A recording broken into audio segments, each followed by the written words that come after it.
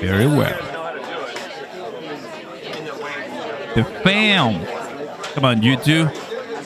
You know how to do it, you two. Come on, baby. Spend it. Tell the fam that we're here. Tell everybody that we're here.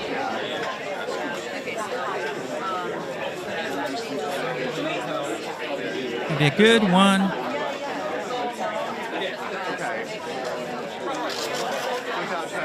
All right.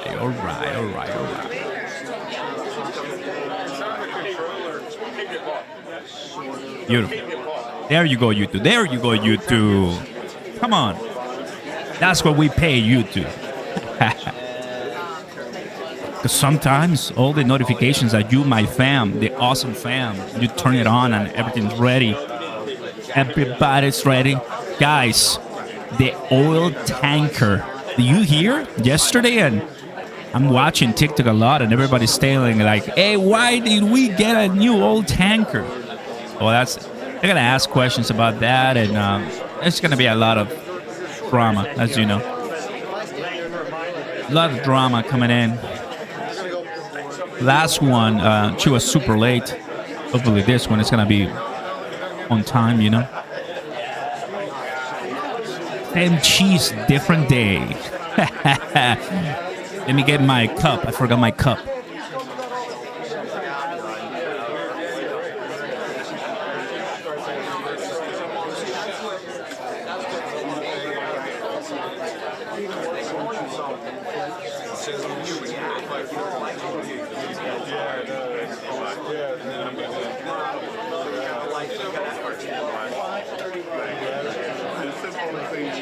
Beautiful.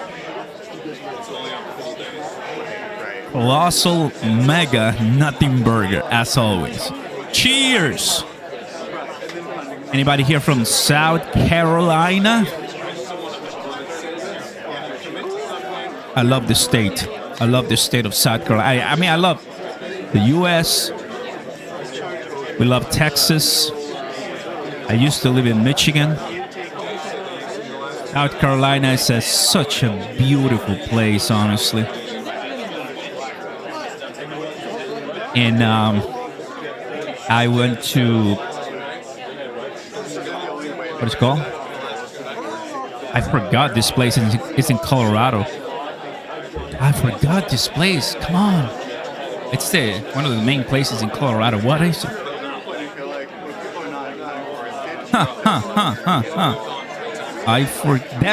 Denver.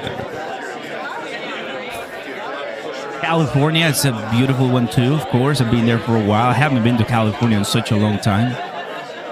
Tennessee, I went to Tennessee to Nashville. Oh, beautiful Nashville. Washington, D.C., North Carolina, Miami, you know, Florida, Louisiana, Mississippi, Atlanta, Georgia. It's just so many places. The U.S. is the place everybody wants to live. A lot of people want to live. It's not easy, I gotta tell you. It's not easy to live here if you're not born here, of course. But, hey, it's our choice, right? The big world. The big world.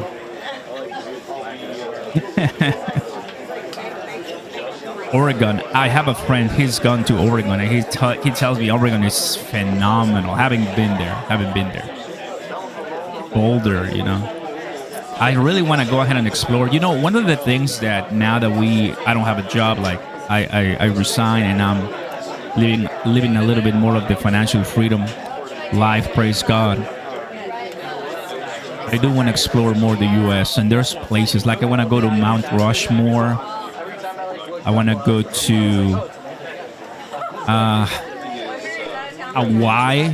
Maybe I'm gonna say hi to Crypto Sensei. I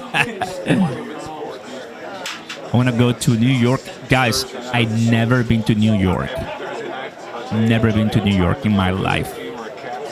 Not because I cannot or like because I can't. It's just because I just decide at the end of the day to go somewhere else. Less people, you know. Happy birthday, Oscar. Oh, appreciate that. It's no longer my birthday. People are saying, don't go to New York. Turks and Caicos. Nice, man. Well, everybody, very happy to see you and welcome aboard. Drop a like, subscribe to the channel. Very happy that you're here. We're going to be listening to Caroline Leavitt, Trump's press secretary, of course. And there's a bunch of things cooking right now in the U.S. government. We have briefings and all of that. There's Fox News. Should be a good one. Should be a good one. Maui. Ooh, Maui, dude. I mean, in New York, you're not missing much. I know, Ripple swell. You know, one of the things that I like to do is, as I go to these crypto events, that's when I use my time to explore. So yeah, you're right. You're right. Dude, I've never been to San Diego, too. They say, people tell me it's just best weather in the U.S. That's what people say, you know. The press briefing is going to be about XRP and crypto. They're going to announce that XRP is the currency of the United States and the dollar is no longer going to be used. So we're expecting a pump of like $3 today in 1 second. Gotcha. Got it.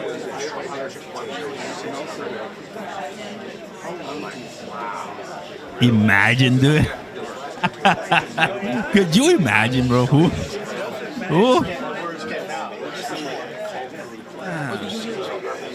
Good one, right? Dude. That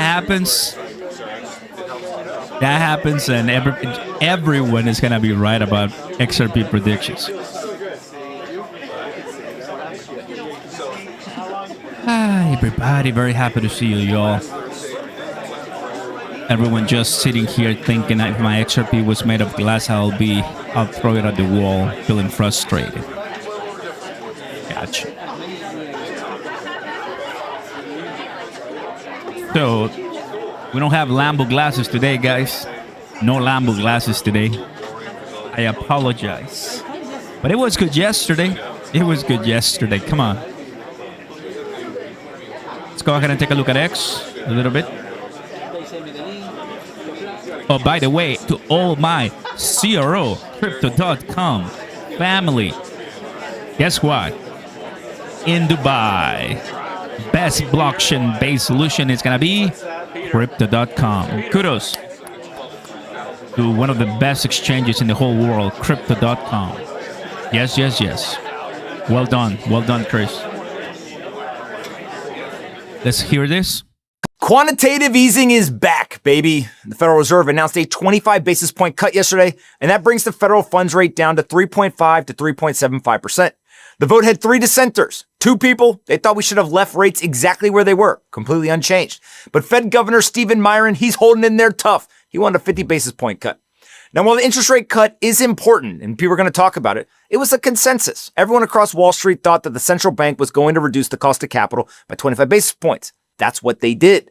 The big surprise, though, coming out of that 2-day meeting, was that the Feds announced now that they are going to restart balance sheet expansion. They're going to do $40 billion in monthly Treasury bill buys. QE's back, baby. My friends at Geiger Capital put it best. They reminded us that Ben Bernanke, he promised in 2008, QE was temporary and the Fed's balance sheet, it would soon be lower than when they started. Wrong. Let's take a look at this chart right here. As you can see, the Fed's balance sheet has continued to grow over time. And now Jerome Powell's telling us that it's time to go back higher on the balance sheet and higher in asset prices.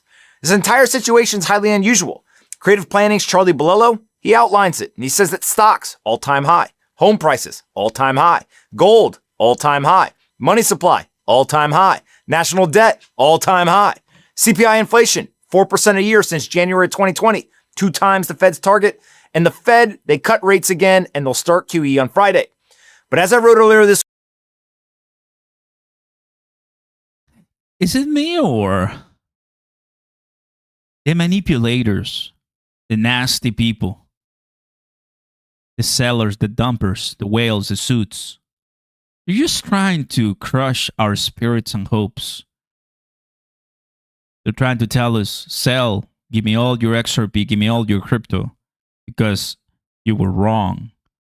But in reality, the best days are yet to come, everybody. That's what I believe. I've received all kinds of hate. I've received all kinds of comments because, of course, we're bullish. Good news dump, bad news dump, some news dump, no news dump, breaking news dump. And we're still here. So I believe one day we'll get to see $3, $4, $5, $6, $10 XRP. Sadly, I don't know because I'm not God. I'm not an almighty that can tell you exactly. But we're not leaving, everybody. I'm not leaving. I'm staying here right where we're at, looking at you and telling you, fam, I love you guys. Appreciate everything that we're doing here. We're doing phenomenal as a community, and my content is always free. It will forever be free here on YouTube. YouTube at some point tried to ban us and silence us. You know, all the YouTuber persecution we had about 2 or 3 months ago, but we survived. So very excited. You know, I think the best days are ahead, and we're not gonna relinquish. Let's go ahead and do this. This week, multiple deflationary forces are headed for a collision with the U.S. economy. We've got AI, robotics, tariffs, and a surge in deportations. Each would be worth watching on their own, but they collectively create the perfect storm for the Fed to fail at monetary policy. If you add in the weakness in the job market, and it becomes clear why the Fed has to get interest rates lower. Frankly, they're not doing enough yet. So now that we know QE's coming back, and it's going to be fun, what will happen to asset prices? Now, first you got to remember, when the Fed buys bonds, it pushes bond yields down, and it encourages investors to move into riskier assets in search of higher returns. This liquidity wave, it's called, it makes borrowing cheaper, it boosts confidence, and it raises demand across all of financial markets. The biggest beneficiaries of QE are almost always risk assets. Stocks, they tend to rise because future earnings are now discounted at lower rates, and it makes companies appear more valuable. Bitcoin and other digital assets, they benefit because investors look for assets that outperform cash when the money supply expands. Real estate, hard assets, those go up because mortgages become cheaper, and investors are chasing hard assets in that environment. And then yeah, I mean, right now, I'm honestly looking into buying land because, God willing, I want to build my house, brand new house. I mean, really, that's a dream, I have a house, praise God, but I also want to build a house, right? Yeah, it's just good dreams, good plans ahead. I mean, and everybody watching, I mean, when I ask you sometimes, what do you guys want? And a lot of you tell me, we just want a place to raise our family and have a good life with our loved ones. And that's it. I mean, we're not looking for multi-millions or multi-billions. We just want a decent life and just to live in peace, here in the U.S. And that's beautiful, man. Long duration assets like tech stocks, growth companies, and venture-backed businesses, often they rise the most because their value depends on future cash flows, and they become more attractive when rates fall. But that's all the good stuff. That's the positive view. What are the assets that are going to suffer because of QE? Well, one of the big losers should be the US dollar. That tends to weaken when more dollars are created. And short-term cash-like investments, well, they offer lower yields and become less attractive relative to those risk assets that are going up. Now, traditional value stocks, commodities tied to economic stress, and defensive sectors, those usually lag because QE shifts investor appetite away from safety and towards growth and speculation. That's why everyone thinks it's so fun. Now, overall, QE is designed to inflate financial assets, and historically, it has done exactly that. This means that investors are about to be very, very happy. But I took my analysis of QE's impact one step further, and I asked Sylvia, the AI CFO that we built, to explain how the return of QE should impact my personal portfolio. She told me that the rate cuts are highly favorable for my portfolio, particularly my private investments and crypto assets. She says that my open door position is also well positioned to benefit from the housing market recovery, and that, however, the Fed's signal of fewer rate cuts ahead means that easy gains may be behind us. The key risk in my portfolio? Extreme concentration in private investments. It makes me exceptionally sensitive to any Fed policy changes. Sylvia says that my portfolio is essentially a levered bet on lower rates. She says that it's worked out brilliantly so far, but it requires careful monitoring as the Fed slows its cutting pace in 2026. Now you can go and you can ask Sylvia to analyze your personal portfolio.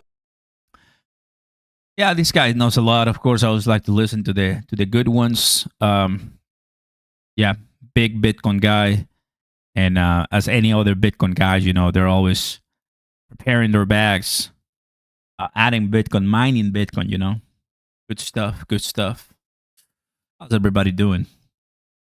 Levitt does my brain in. Crypto's the way. What's up, JB in the house? Planet, it's good to see you. TJ, very happy to see you guys. All my admins here in the house, welcome. Emelinita, welcome, buddy. Happy to see you. You're deaf now? Oh, boy. Crypto Runner in the house to see a Loaded Lion. Hey, bro, I'm still holding those, but the floor is going down. Have you checked that? I just get all the emails from crypto.com with that my Loaded Lions and my Dark Lions are going down. And man, I'm not selling them, but I'm just holding them. But it's tough, if you're holding NFTs. I don't really have many of them. I stopped buying a bunch of NFTs back in the day, but yeah.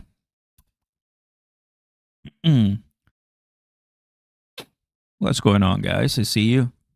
So, well, it's tradition here in the channel to listen up to a lot of this administration comments, speeches, roundtables, news, briefings, and I've noticed that a lot of my audience they're interested, so I'm interested too. So I'm pretty happy for it. Remember, in the crypto space, we're sensitive to what Trump says. What was like to be a step ahead of the game to tell you my analysis and insights the best way I can. Started looking like a bloodbath. XRP scam, Oscar. You will be here 5 years from now at $2. James, I hope not. Hope not. I'm not looking for that to be a reality. I'm not. But one thing I know is that people get very bearish, when things are not going our way. But it all changes so fast, so fast. Swell. Next year, we got the date. Everybody. Seems it's going to be October 27, October 29, New York. Swell. Save the date. In New York again. I think it is in my best interest to try to make it to this one. I think why not? I'd love to go to this one. Makes sense. What is this? Paul Barron is telling us urgent update. The market structure bill circulating in the Senate isn't regulatory clarity. It's the ultimate rug pull. By folding to warring unconstitutional BSA surveillance demands, Tim Scott and Lumens are effectively handing the future of finance to the big bank cartel. Treating software devs like financial institutions doesn't protect consumers. It kills DeFi to protect Wall Street incumbents. We see what you're doing. No way. Huh. Really? What did I click? NordVPN or Telegram? Well, I'll see soon. Huh. Really? He posted this one about 10 minutes ago. Oh, okay. That's interesting.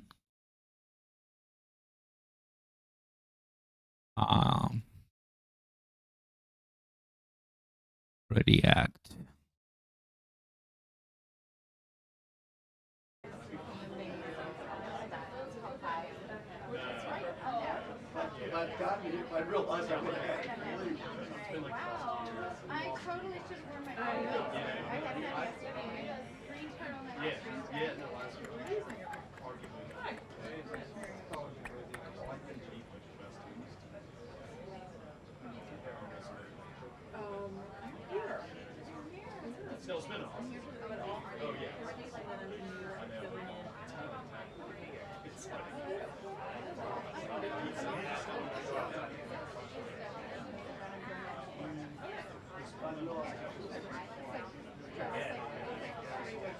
I'll do my due diligence on that one. Okay. Okay. I mean, having someone like Paul Barron come out and say that, that's new to me.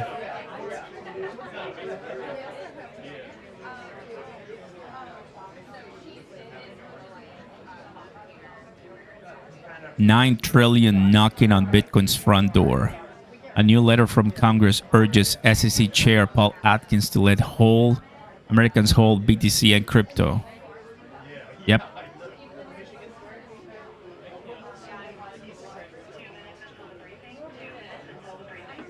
House of what? Committee on Financial Services. Maxine Waters. Okay. It's gone. Cryptos are us. Okay. It's already 12:11, so they should be coming sometime soon. Oh, here comes the computer guy. Remember that guy?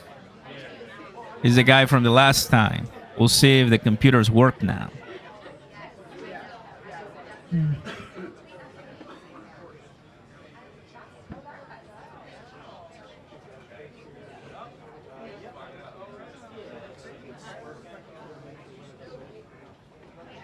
Beautiful.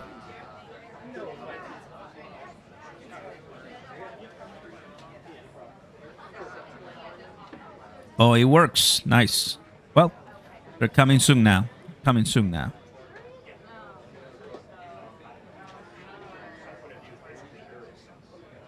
All right. Computer guy, yes.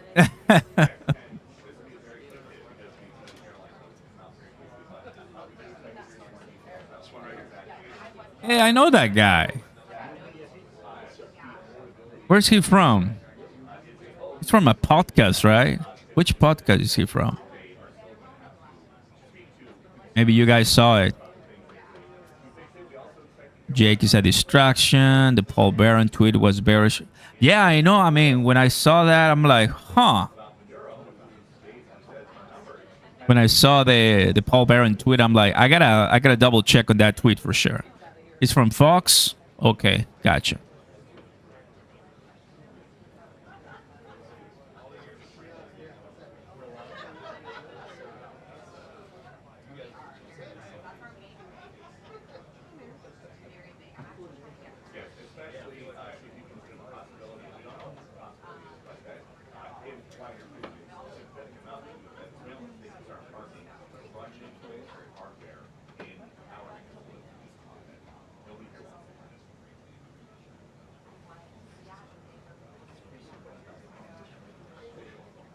Don't sell your XRP. We're not selling our XRP, my friends. We can't. At this point, we can't.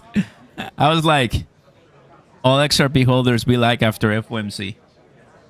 I have to smile, bro. I mean, there's nothing else that I can do but smile at this point. Gotta smile.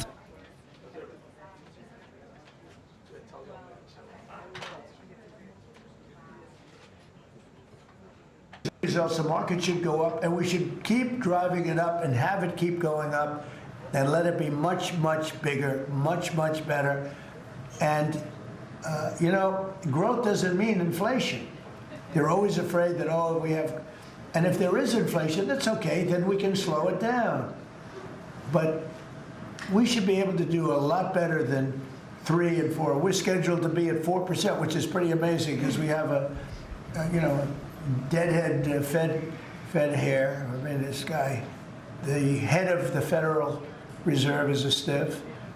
And, you know, you fight that. It's amazing. We fight that, and yet interest rates are going down, except with him, not too much. He did a rather, I would say, a rather small number that could have been doubled, at least doubled.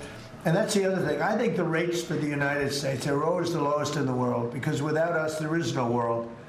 Without this economy, there's no world.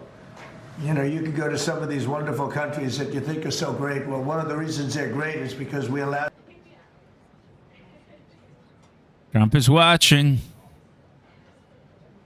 Trump is watching.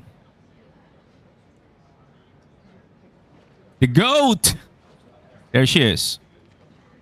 Hello, everybody. Good afternoon. Hello. Some new faces in here today. As we approach the end of the year, it is a great time to reflect on how much progress our country has made under President Trump's bold leadership. Given the complete mess that President Trump inherited from Joe Biden and radical left Democrats in Congress, what this administration has accomplished since January 20th has been nothing short of remarkable. While most politicians promise big on the campaign trail and break those promises once they get into office, President Trump promised big and has delivered even bigger. On the economic front, after inheriting the worst inflation crisis in over 4 decades, President Trump's pro-growth policies are making tremendous progress to make America affordable again. Under the painful Biden years, inflation reached a record high 9% and devoured Americans' purchasing power. In President Trump's term thus far, inflation has dropped to an average of just 2.7%, marking critical progress. The Trump administration is working hard every single day to bring down the cost of living through bigger paychecks and lower prices. Real wages are finally on the rise again and on pace to increase to roughly $1,200 for the average American worker this year. To put that into perspective, real wages declined by almost $3,000 under the Biden administration. That means Americans right now are on track already to make up 1/3 of the $3,000 in lost wages under Joe Biden. There's much work to do, but this has already been significant progress. President Trump has also delivered resoundingly on his promise to end Joe Biden's insane war on American energy and make sure our country has reliable and affordable energy produced right here at home. As a result, the nationwide average for regular gas just fell to its lowest level in nearly 5 years. According to data from Gas Buddy released on Monday, average gas prices have now dipped below $3 per gallon in 37 states, below $2.75 per gallon in 22 states, and below $2.50 per gallon in 5 states. Just a few years ago, we saw record high price gas of nearly $5 per gallon. American families faced constant pain at the pump, and those costs caused the price of everything else to go up as well. In fact, the average cost for a gallon of regular gas in the country was the most expensive price during a presidential term in U.S. history under Biden's disastrous leadership, even with them recklessly draining our strategic reserves to try and artificially decrease prices. But thanks to President Trump, those days are long behind us. In the months ahead, Americans can expect prices to fall even further. We know that when gas gets cheaper, everything else gets cheaper too, and that's what this president is focusing on. Americans can also expect another boost to their bank accounts in the months ahead, as 2026 tax refund season is upon us after the holidays, and it's projected to be the largest ever thanks to President Trump's passage of the One Big Beautiful Bill. According to recent analysis from Piper Sandler, when Americans file their taxes early next year, their refunds could be about 1/3 larger than usual, or roughly an extra $1,000 per filer. That is money straight into the pockets of the American people. It's only because of President Trump and Republicans' leadership that Americans will now pay no tax on tips, overtime, and Social Security. President Trump and Republicans believe hardworking Americans deserve to keep more of their hard-earned money, but Democrats, on the other hand, every single one of them, voted against these massive tax cuts. So remember that the next time Democrats try to talk about affordability. Democrats don't have a single clue about how to make America more affordable. They just spent the last 4 years creating the very affordability crisis that President Trump is fixing right now. And if given the chance of power ever again, the Democrats will implement those same policies and jack inflation right back up to where it was. Finally, at the border, President Trump has restored America's sovereignty and made our country safe again. This is the single greatest and fastest national security victory in modern American history, and it's not even close. The latest preliminary numbers released from the month of November show we have the most secure border in our nation's history. This is a remarkable achievement. November encounters came in even lower than the previous historic low in October, if you can believe it. There were only 30,367 total encounters nationwide. That's lower than the previous record set in October. And for the 7th consecutive month, U.S. Border Patrol released 0 illegal aliens into the United States. Let me repeat, 7 months of 0 illegal aliens being released into our country. This is a historic achievement, and it's one that every law-abiding American citizen should be grateful for. At this point, in 10 months under President Trump's unmatched leadership, we've seen less apprehensions overall than we saw in just 1 month under Joe Biden. Again, let me repeat, in 10 months under President Trump, we've seen less apprehensions at the southern border than we saw in 1 month under the previous president. Again, remarkable results. All in all, the economy is back on track and ready to boom over the next 3 years. Biden's inflation crisis is over. Prices are coming down. Wages are rising. The border is fully secure, and America's best days are to come. President Trump has kept his word and delivered for the American people over the past year, and he will not stop fighting, as you heard from him directly this week, until our country and every state in this country is better than ever before. So with that, I will take your questions today. I know there's a lot of news. We'll start with our new media seat. Mr. Bowling, it's great to see you here. He's of Real America's Voice. He's also the host of Edge, his interview and commentary podcast. Please, Eric, why don't you kick us off? Caroline, thank you very much for this, inviting me to the new media seat. As you point out, affordability crisis, it strikes me energy prices have been coming down aggressively since President Trump's second term, approaching $55 a barrel for oil, gasoline, as you point out, under $3 a barrel nationally, first time in 5 years. By the way, that $55 barrel oil is about half of the peak under the last 4 years in the last administration, half the price. Wholesale prices come down, yet affordability crisis, a lot of the folks in this room, a lot of legacy media, some of the people in the front row, seem to want to call this an affordability crisis right now, forgetting the fact that over the last 4 years prior, we hit 9% inflation. Wages, as you point out, were stagnant at best, sometimes had dipped. That's a real affordability crisis there, but they weren't really calling it that then. You point out how President Trump is changing the affordability in America, but how will he ensure that the legacy media doesn't flip the script and change it so that they're using affordability as their word, their idea, versus what the American people who know much better? Yeah, well, it's a great question, Eric, and it's a point of frustration for the president and for myself. I will say that's part of the reason I just kicked off this briefing today, setting the record straight with facts about the economic mess that the president inherited from his predecessor, Joe Biden. And he's focused on digging our country and our economy out of that hole every day. Things are getting better, and they will continue to. And President Trump understands better than any politician in this city the pain that the American consumer has been feeling for years now because of the last administration's policies. You heard him in the great Commonwealth of Pennsylvania this past week campaigning and talking to these voters, saying, I was elected to fix this problem, and I am fixing it. Don't forget who created it, and that's the Democrats.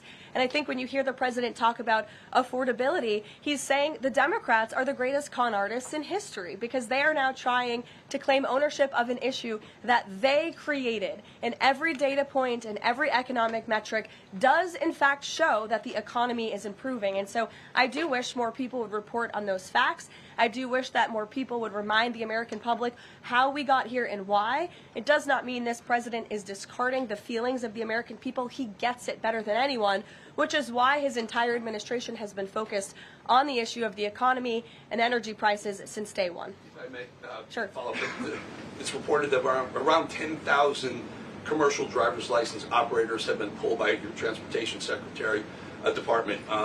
Will the president apply that same metric? For the reason was the operators weren't speaking or reading English to a level that was safely, people thought they would safely be able to operate trucks on our roadways. It's estimated in California around 40% of Uber drivers, Uber and Lyft drivers, don't speak English proficiently, and the number's 45% in Minnesota. Will this same rule or metric apply to the gig economy like Uber and Lyft? So I don't have any announcements on further regulations, if you will, from the Department of Transportation with respect to this issue. However, I will just reiterate the Trump administration's position is that truck drivers, particularly those driving big rigs on our nation's road and highways, who have a great responsibility to keep the American public and their fellow citizens safe should be speaking English and should have an ability to read English proficiently. I think that's a very common sense policy to have. And we've unfortunately seen, and the Department of Transportation has uncovered and is actively working to fix these state-sponsored commercial trucking driver licenses, which were going to people who are not qualified to be driving these massive trucks on American roads, and they're endangering the lives of our fellow citizens. We've unfortunately seen many vehicle accidents across the country where people have lost their lives because of drivers that were just simply unqualified to be driving these trucks. So I know this is something DOT and Secretary Duffy take very seriously. Peter. Thank you, Caroline. Based on the way that things stand right now, is Operation Southern Spear about drugs or is it about oil? What I will tell you, Peter, is that the Trump administration is focused on doing many things in the Western Hemisphere. The president has taken a new approach that has not been taken by any administration for quite some time to actually focus on what's going on in our own backyard. And there are two things that are very important to this administration. Number one, stopping the flow of illegal drugs into the United States of America, which we know has killed hundreds of thousands of Americans. The president promised on the campaign trail that he would demolish the foreign terrorist organizations and drug cartels around the world, especially right here in our own hemisphere, and you have seen that he is delivering on that promise. With respect to the oil and what happened yesterday, the Department of Justice requested and was approved for a warrant to seize a vessel because it's a sanctioned shadow vessel known for carrying black market sanctioned oil to the IRGC, which you know is a sanctioned entity. So the president is committed to stopping the illegal flow of drugs into our country. He's also fully committed to effectuating this administration's sanction policy, and that's what you saw and the world saw take place yesterday. And because you said the president is trying to do a lot of things at once, he talks a lot about how he thinks the way to bring down prices for everything would be to bring down the cost of energy. Would he use this seized Venezuelan oil to try to help Americans with affordability here in the United States? Well, what I can tell you right now, the vessel has been seized, as you know. And the Department of Justice did that in conjunction with the Coast Guard and the Department of War. The vessel is currently undergoing a forfeiture process right now. The United States currently has a full investigative team on the ground on the vessel, and individuals on board the vessel are being interviewed and any relevant evidence is being seized. With respect to the oil, that's a different issue. As you know, Peter, the vessel will go to a U.S. port, and the United States does intend to seize the oil. However, there is a legal process for the seizure of that oil, and that legal process will be followed. And just my last one on this. If President Trump launches a bigger military campaign in the Caribbean, is he jeopardizing a possible Nobel Peace Prize? Look, the president has proven over the past year that he is more than worthy of the Nobel Peace Prize. I think he's been nominated for it nearly 100 times this past year, which is definitely a record. He's solved, I think, 9 conflicts around the world. We are up to now. He's actively working on the Russia-Ukraine war, which is the big one as we speak, and has been over the past year. With respect to any additional action in Venezuela, I'm definitely not going to get ahead of the president or the United States military. Mary. It now seems all but certain that the Obamacare subsidies will expire at the end of the year. More than 20 million Americans are now bracing for their health care costs to soar. Is the president prepared to let this happen, or is he going to step in? The president is prepared to take action on health care, and he wants Republicans on the Hill to do the same. As you have seen, Senate Republicans put forth their own legislation earlier this week. As for the subsidies that are set to expire, I would like to remind you and everybody at home why this is on the brink of happening. Democrats wrote Obamacare. They passed it without a single Republican vote, and then they ballooned it with these expensive COVID subsidies that completely distorted the health insurance market. And then they doubled down, extending those subsidies and setting their own expiration date right now in 2025, which the administration is obviously well aware of, and we are working. The president is working with his healthcare policy team here at the White House, as well as Republicans on Capitol Hill, to find a solution. He said he's working to find a solution. He wants to see a solution to lower health care costs. He does. But these subsidies are expiring at the end of the year. So what is the plan, and what is he going to do to put this in place in the next 2-3 weeks? You'll hear more from the president and from the White House on that very soon. As for wanting a solution to lower healthcare costs, I'm glad you said it, because the president is doing just that. He has made unprecedented progress towards lowering healthcare costs in this country and drug prices. He's secured numerous most favored nation drug price deals, with many more to come. As you know, the One Big Beautiful Bill, the working family tax cut, significantly expanded access to health savings accounts for those on Obamacare. Again, a Democrat written program and approved program, which has led to higher healthcare costs in this country. So it goes back to the issue of affordability. Democrats are now pretending they want a solution to this issue, but they created the problem. The president and Republicans are currently coming up with creative solutions and ideas to lower healthcare costs for the American people, and you'll continue to hear more from them on that. Before these subsidies expire? I just said you're going to continue to hear more from the president and Republicans on this issue, I'm sure. Sure, Bloomberg, go ahead. Hi, thanks, Caroline. The president said he was going to be holding a call with the leaders of Thailand and Cambodia. Have those calls taken place? Is there a readout you can share? The president has not yet engaged in those calls, and when he does, I'm sure you'll hear from him directly, as you always do, after foreign leader calls or from somebody here at the White House. I do know, with respect to the conflict in the peace deal in Thailand and Cambodia and some of the conflicts you've seen arise, reports of that in the press over the past couple of days. The president addressed it in Pennsylvania.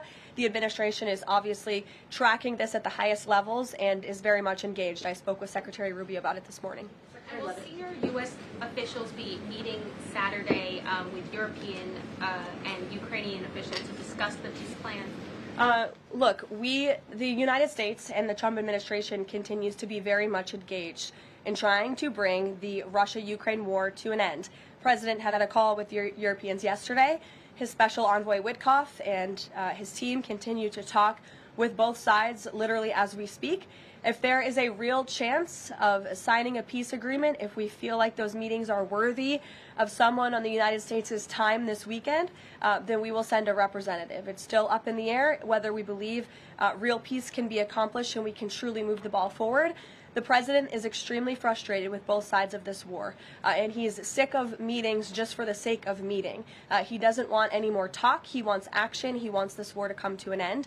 And the administration has spent more than 30 hours, just in the past couple of weeks, meeting with the Russians and the Ukrainians and the Europeans and speaking with them as well. So we'll see about the meetings this weekend, and stay tuned. President Zelensky's latest proposal that was sent over yesterday. He's aware of it, yes. Ed. Thanks, Caroline. The Fed chairman, the president says that he's interviewing candidates. So I just want to be clear. So the pick has not been locked in, and could we get an announcement before Christmas? I know every business outlet in the world is just chomping at the bit for a scoop or something on this Fed chair announcement. I'm not going to get ahead of the president. I know there's been a lot of reports about potential meetings this week with potential candidates. Look, as always, this is a decision the president himself is going to make. And I know there's a lot of reporting out there from anonymous sources who claim to know something. I would wait and see what the president himself does and announces, and I certainly won't be the one to get ahead of him on that. On the economy, can I ask you about it? Michael, go ahead. On the next Fed chair, does the president have an expectation that his pick will lower interest rates next year to his liking? I think the president has been quite clear about what he believes the Fed should be doing, which is lowering interest rates. I know there was a quarter-point reduction this past week, and the president was pleased to see that, but he thinks more should be done. Philip. Thank you, Caroline. On these advanced NVIDIA H200 chips, why is the president willing to allow China to have access to one of America's chief technological advantages? Look, I will tell you just a couple of things. The president put out his own statement on this, which I do think highlights his exact thinking. What you see from the president on Truth Social is most of the time what you hear from the president behind closed doors privately. He told President Xi that NVIDIA will only be shipping H200 products to approved customers in China under conditions that will allow for continued strong national security. The administration continues to maintain a strict export control regime, and we are ensuring that the Blackwell chip and other advanced technologies stay right here in America, and these H200 chips will only be sent to China after undergoing a security inspection here in the United States. Elizabeth. City Mayor-elect Zoran Mondani put out a video recently telling immigrants in New York City they have the right to stand up to ICE. Are you concerned this will inspire New York City residents to resist ICE operations, and what will the Trump administration do if this happens? The Trump administration is definitely concerned about the rise in violence and attacks and physical threats that we have seen against our brave men and women who wear the ICE uniform. Again, these are agents who are just simply doing their jobs. They are enforcing our nation's immigration laws, and we've seen more than a 1,000% increase in violent attacks on them and their families. They've been doxxed, they've been harassed, many of them have been physically assaulted and attacked. So we condemn that wholeheartedly. I know the administration has done a lot to protect our ICE agents, and the president stands firmly behind them in conducting these enforcement operations. And there's a lot of talk from Democrat politicians in New York, but the Trump administration will continue to do our jobs in every state, and that's to remove illegal aliens and public safety threats from American communities. Sure. Thank you. I'll go to the gentleman who's very eager, and then to you. Thank you so much. Obviously, Jasmine Crockett, who the president has openly criticized, just entered Texas' Senate race. I asked Mike Johnson, who said that Texas largely supports the president. Crockett, on the other hand, says that Trump is an example of extremism. She says that her support is a referendum on Trump. I'm curious to get your thoughts on this. And has Trump made any statements since she's announced her candidacy? Not to my knowledge, as you know from the White House podium. As a government employee, I'm not privy to comment on future elections, but I do think the president has made his thoughts on Ms. Crockett quite clear, and I do believe he thinks she is wholly unqualified for the office that she is seeking. Joey. Yeah, thanks, Caroline. A federal judge today ordered the immediate release of Kilmar Abrego Garcia from ICE detentions. Does the White House have a response to that, and does the administration plan to appeal that decision? Absolutely. The White House, the administration opposed this activism from a judge who is really acting as a judicial activist, which we've unfortunately seen in many cases across the country. Abrego Garcia is present in our country illegally.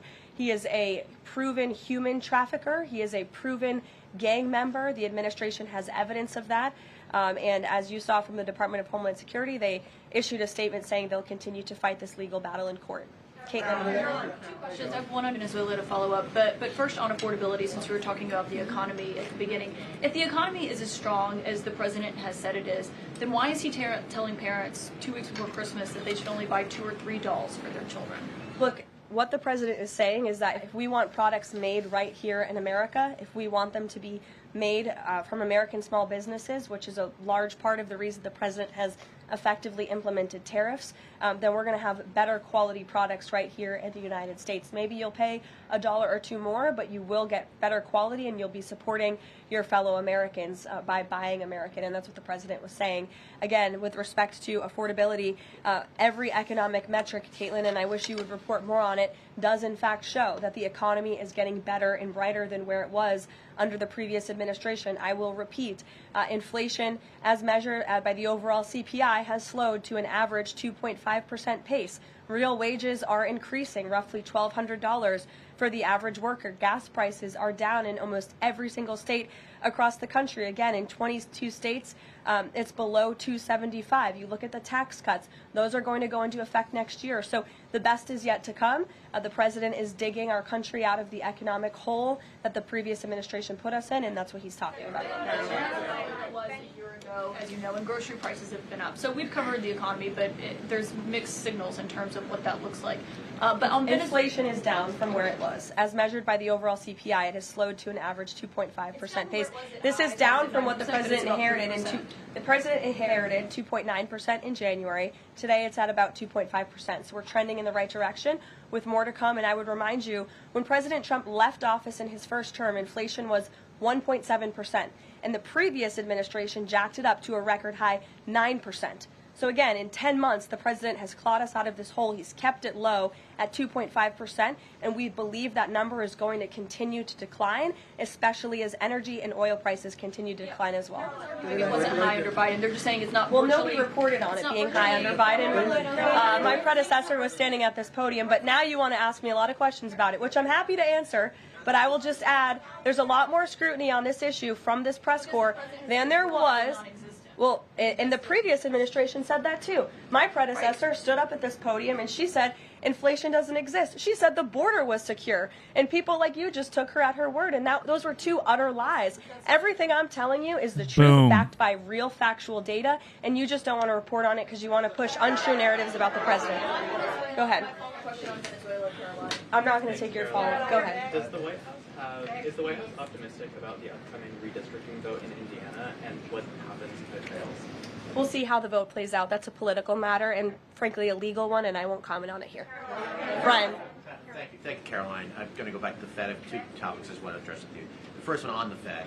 The president did say yesterday that he was meeting with Kevin Warsh. This is your favorite story in the world, Brian. It is our favorite story.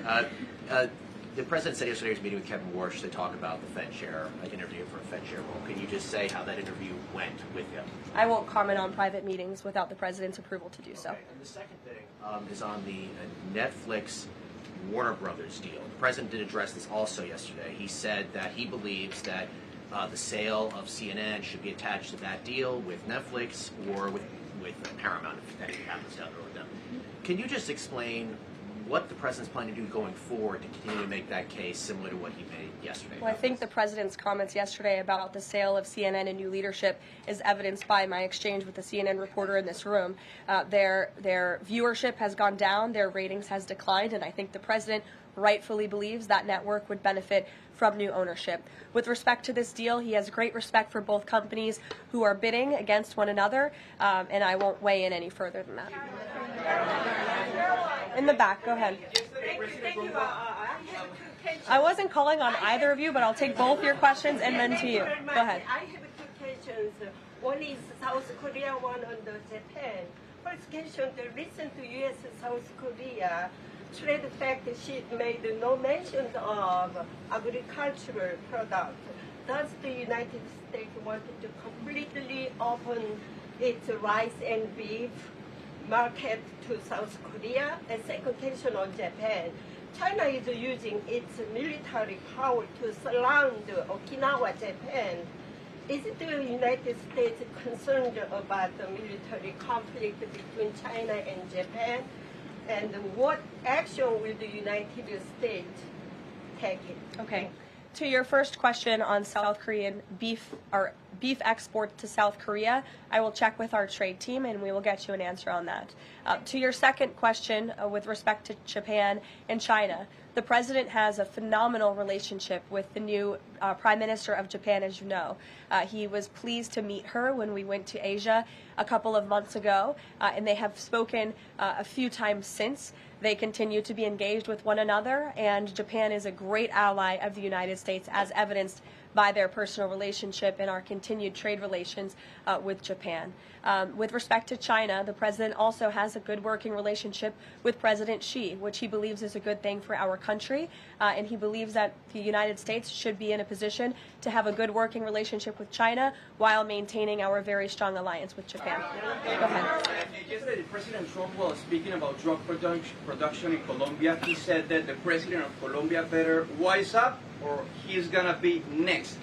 What was he meaning exactly? And the other thing is that President Gustavo Petro of Colombia responded to that statement by issuing a formal invitation to President Trump to go to Colombia and to see firsthand how the authorities in Colombia are fighting against drugs. Do you think that President Trump would consider that? Well, that's very interesting. I hadn't heard the news about that invitation. I will let the president speak directly to it on whether or not that's something he would entertain. But as for his comments yesterday towards President Petro, he has been saying some very alarming and frankly insulting things towards the United States of America, and the president doesn't like it. Yes, in the blue.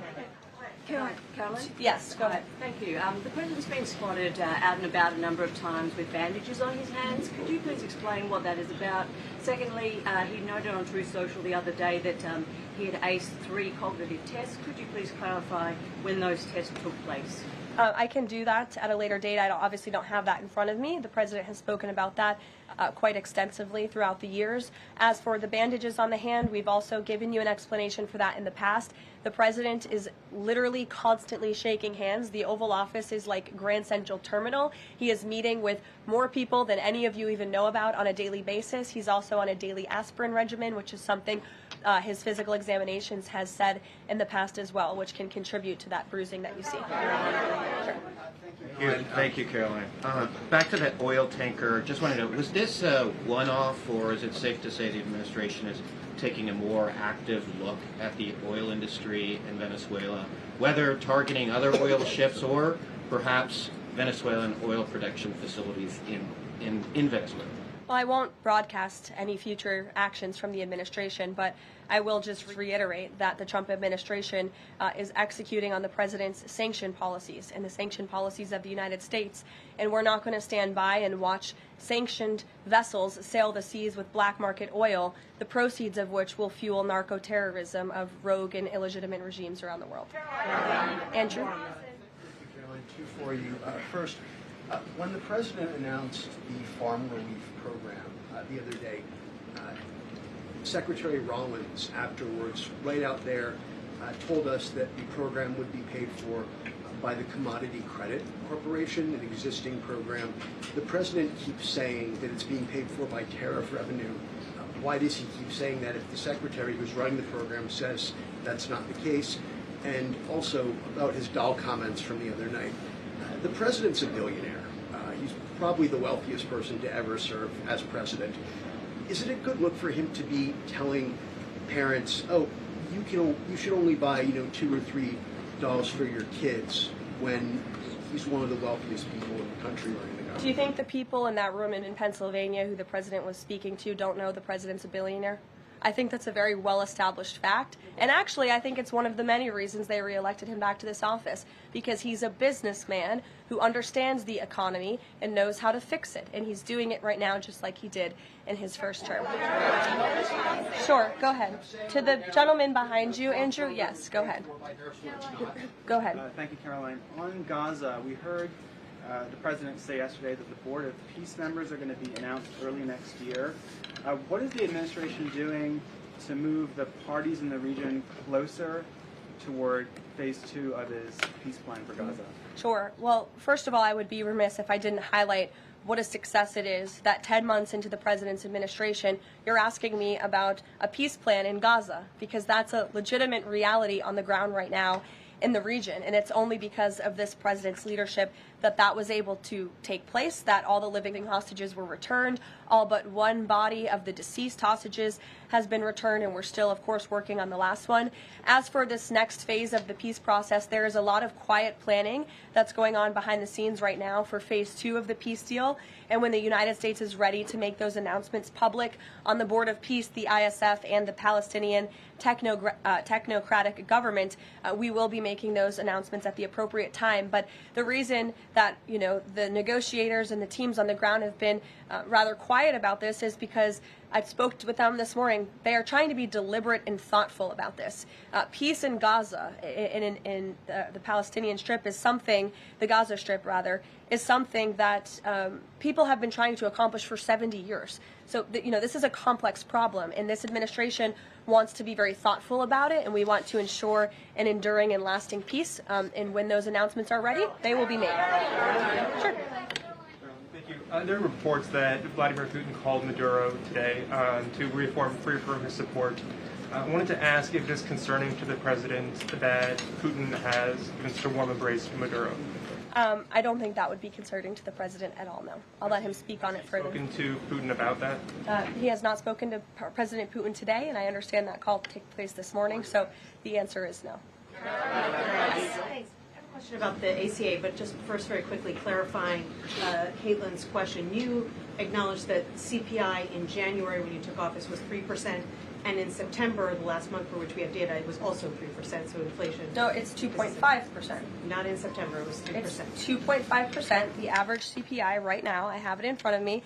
In President Trump's first 8 months in office, inflation as measured by the overall consumer price index has slowed to a 2.5 average pace. This is down from the 2.9% inherited in January. So January is 1 month. Kelly, in the back. Okay, can I ask you about the ACA really quickly? There are a number of plans that are floating around on the Hill right now having to do with these premium subsidies that are about to expire. Which plan does the White House support?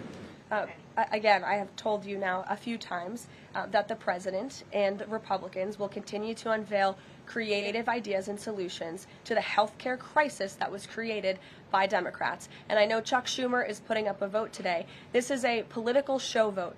Chuck Schumer is not sincerely interested in lowering healthcare costs for the American people. He's putting this vote on the floor knowing that it will fail so he can have another talking point that he can throw around without any real plan or action. If Chuck Schumer actually wanted to lower healthcare costs, I'm sure the president would welcome him and his entire Democrat caucus to a legitimate coordination on the president's policies of bringing down drug prices, these most favored nation deals. Why hasn't Chuck Schumer ever come out in support of those? Those are going to legitimately, they already are, lower drug prices for the American people. And not a word from Chuck Schumer on it. So I think that just proves this is completely political. Kelly, go ahead.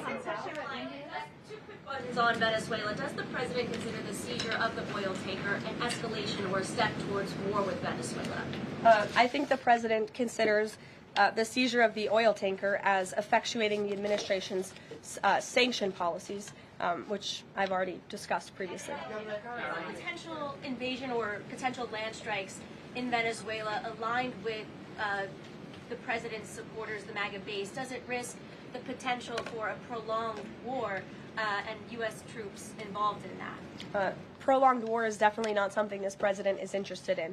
He's been very clear about that. He wants peace. He also wants to see the end of illegal drugs being trafficked into the United States and taking the lives of hundreds of thousands of Americans across our country. And he's thinking about that every day here at the White House. With every drug boat that is taken out by this administration, we are saving thousands of lives by deterring those drugs and stopping those drugs from flowing into our country.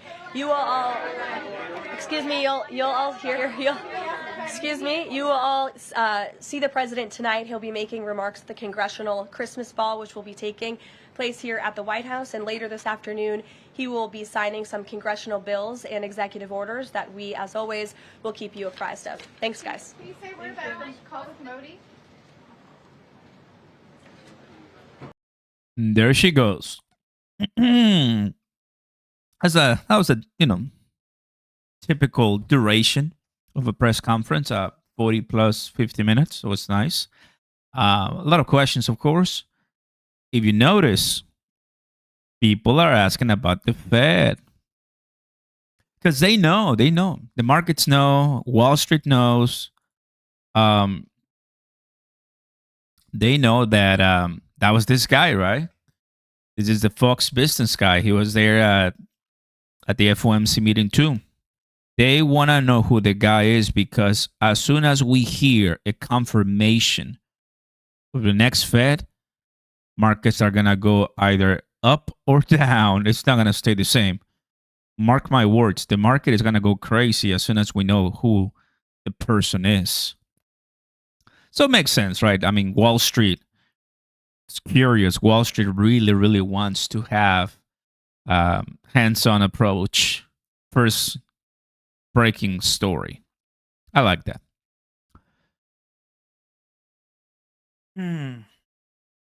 Well, so far, I mean, I'm asking you, is December cooked?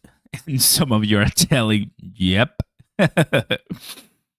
Right now, everybody having FOMC behind us, QE starting soon, 40 billion, right, as Treasury buying and QT ending. So we should be seeing some better reactions from the stock market and risk on assets, right? As we were hearing the Bitcoin guy, Anthony. But little by little, I think things are going to change. I know, it's another day, another dollar. I want to thank everyone, of course. Big reminder that 2,500 XRP for one person. You're going to be coming into my Discord server for free. And I'm already collecting like 3, 4, 5 BTCC winners. So I want to do like an all-in mega live with them and just Q&As as far as how they won every month, like each of the months, because we have different winners, right? So join us. First link down below. You can always come and, like me, buy BTCC. Buy BTC. I did say BTC. Buy Bitcoin. We also have the free Telegram. Let me do this. We have a free Telegram. Nothing absolutely for free. You don't have to pay anything. But I posted. We have Ghost. Where's my Ghost in the house? He's always there. But I'm gonna put it like this. So it's called In the Money Trading. And I posted this one here. So I come in and we have some conversations, right? It's not like the full on behind the scenes like Discord, right, where we have moderators and we have everybody helping. But it's just a place where you can, pitch in and ask questions and just comment and see what we're some of our sneak peeks. But yeah, I mean, it's pretty cool. Today I got some Bitcoin on BTCC, and I'm always trying, to help out and give some info. But big shout out to the people that are joined. You will find that link in the money trading. It's there. Links down below too. So yeah, it's exciting, guys. It's exciting. I'm actually gonna do this because then Ghost tells me, "Come on, bro, share the link. Share the link." I'm like, "Okay, bro, I'll share the link." Here you go, my fam. Here you go. So if you have Telegram, good news. Free, completely for free. Join us, and we'll see you there. There's the link. Now, it's just for us to wait. It's gonna be a nice week so far. It's Thursday, so we'll see. Right now, other than the signing, the president has really nothing more else to say. So we'll keep an eye. There's the signing ceremony at 4:45 p.m. I don't think I'm gonna be live for that one. Don't think so. The president delivering remarks. So yeah, a few things that we're going to see the president do, but he's been busy so far. I want to thank you all, as always, for stopping by, having a good time with us. It is what it is.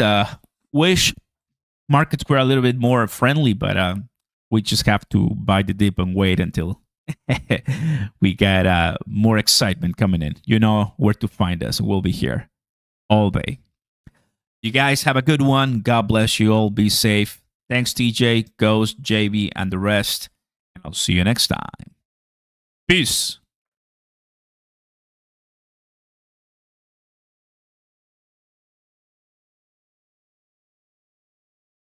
Thanks, planets. Appreciate that a lot.